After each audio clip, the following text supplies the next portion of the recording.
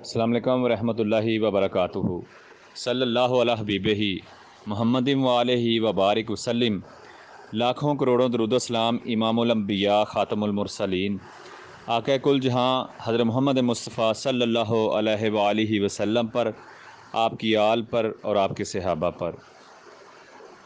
کافی لوگوں کے اصرار کی وجہ سے ہم نے یہ ٹاپک جو ہے یہ رکھا ہے نفس کا۔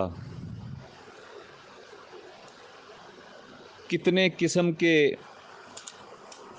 جو نفس ہیں وہ ہوتے ہیں، ان کی حقیقت کیا ہے، قرآن میں کہاں ذکر ہے ان کا، یہ آج ہم بیان کریں گے۔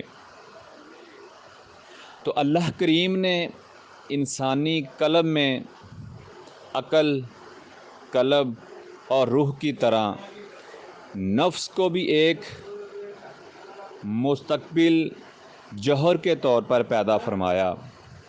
اس کی 7 جو ہیں وہ اقسام ہیں۔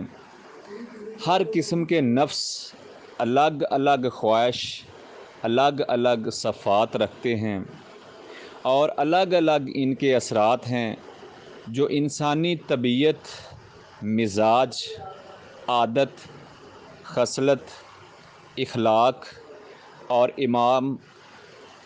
اعمال سے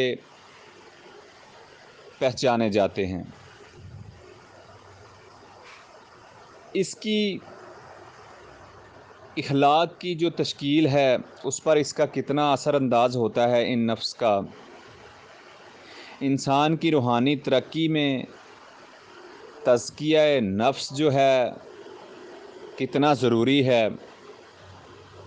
حضور نبی کریم صلی اللہ علیہ وآلہ وسلم نے اسی نفس کی اصلاح کے عمل کو اور تزکیہ نفس جو ہے اس کی محنت کو جہاد اکبر کا درجہ دیا۔